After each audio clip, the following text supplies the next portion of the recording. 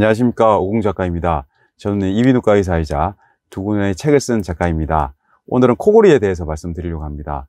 최근에 코로나로 인해서 집에 많이 계시면서 운동 부족, 그리고 음식을 많이 먹으면서 살이 찌게 되고, 이게 따라서 코골이가 심해지고 있습니다. 단순 코골이는 문제가 없지만 수면 무호흡증이 있으면 큰 질환으로 생각하셔야 됩니다. 수면 무호흡증이 생기게 되면 심장에 과부하가 걸리게 되고, 이에 따라서 심장에는 부정맥이라든지 각종 심혈관 질환을 생기게 할 수가 있고요. 또 기억력 감퇴, 뇌질환에도 영향을 미치고요.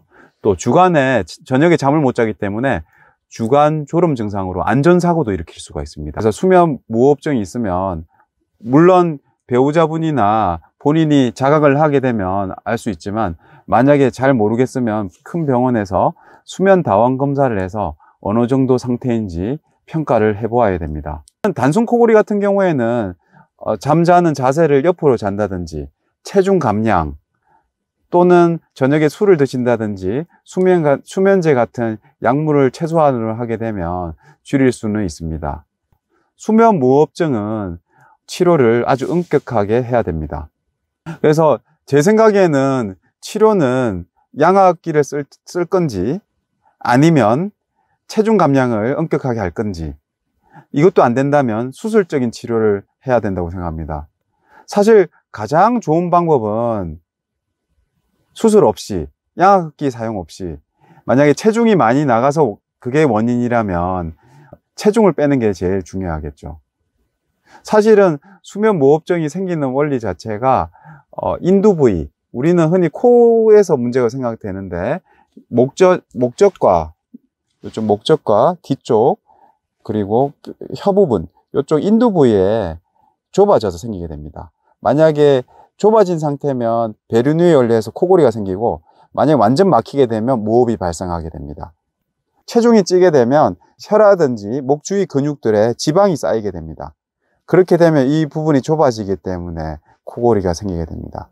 그래서 체중을 빼려고 그러면 꼭 유산소 운동을 통해서 지방을 태워줘야 됩니다.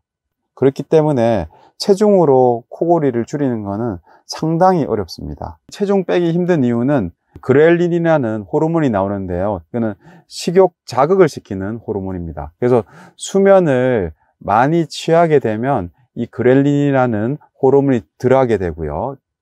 근데 수면 무호흡증이 있으면 그렐린이 많이 나오겠죠. 그리고 반대로 렙틴이라는 호르몬은 식욕 억제 호르몬인데요. 그래서 이런 수면 무호흡이 있는 사람들은 수면도 부족하고 양질의 잠을 못 자기 때문에 그렐린은 높아지고 렙틴은 떨어지게 됩니다. 그래서 이상하게 이런 분들은 짜장면이라든지 햄버거라든지 아주 자극적이고 고칼로리 음식이 당기게 됩니다.